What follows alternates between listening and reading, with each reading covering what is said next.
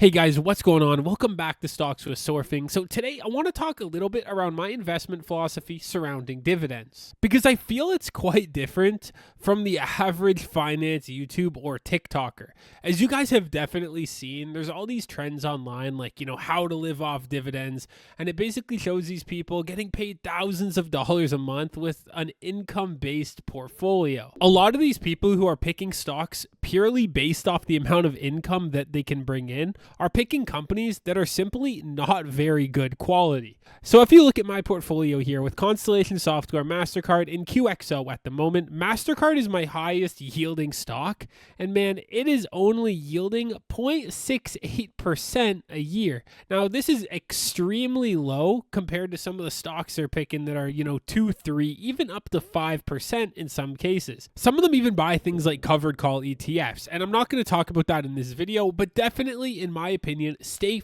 far away from covered call ETFs. But today I'm going to argue that my Mastercard share, with its small yield of 0.68%, are better than basically all of the high dividending yielding companies that you're going to see in these other videos. So I have a couple examples for us to look at. Before we get into the examples, we're going to measure all three of these companies on three different factors. The first is going to be the current dividend yield. The second is going to be the 10-year dividend growth rate. The third and final is going to be the payout ratio, meaning the amount of free cash flow that's being paid out as dividends to shareholders of said stock. And the fourth, as a little bonus, we're going to look at the total returns these companies have had over the past 10 years. So the first company I want to talk about here is Altria. Now, this company is currently yielding a dividend of 7.4%, which is absolutely massive compared to Mastercard's 0.6%.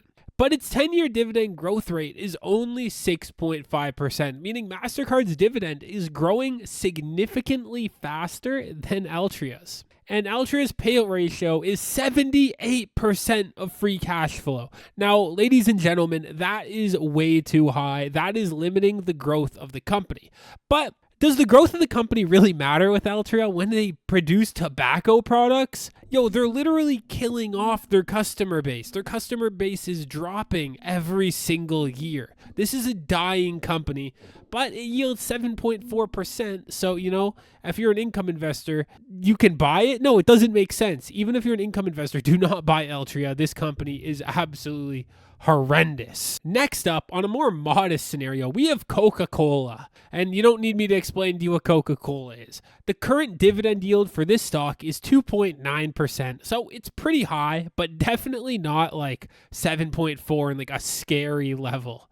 But they're only growing their dividend by 4.5% every year, meaning your dividend growth rate is hardly keeping up with inflation at this point. And the payout ratio is about 65% of free cash flow. Now, I should have said this near the start, but normally when you start to push 80, that's really the highest level you can go. But with a company like Coca-Cola, paying out 65% isn't as bad because, they're a super mature company at this point. There's not any crazy growth avenues. So it's one of the better ways that they can reward investors, in my opinion. So I think Coca-Cola is a better dividend stock than Altria, 100%.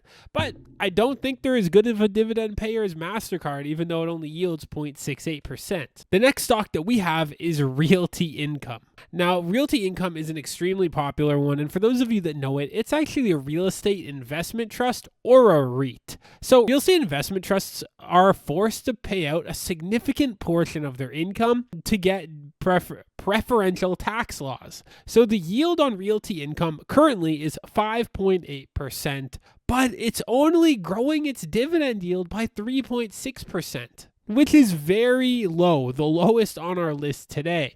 And that is basically not keeping up with inflation at that point. So if you own Realty Income, yes, the yield looks really good, and it might feel a little bit more safe because it's a real estate investment trust. Your growth on your dividend is actually extremely low. So if you look at the growth rate, Mastercard is growing its dividend at nearly 17% a year. That means their payout doubles every 4.3 years. Compare that to Realty Income at 3.6. Well, the YouTube crowd is happy with their monthly money. Their raises aren't even keeping up with the real world inflation. Mastercard is giving you a massive raise every single year. and they can afford to do that. Now, let's look at our fourth and bonus stat here. So dividends are great, but total return is what pays for everything. So let's look at what happened to $10,000 invested in these dividend favorites versus Mastercard over the last decade. So if you put $10,000 into Altria, you got a ton of dividends, but your $10,000 is now worth roughly $19,000.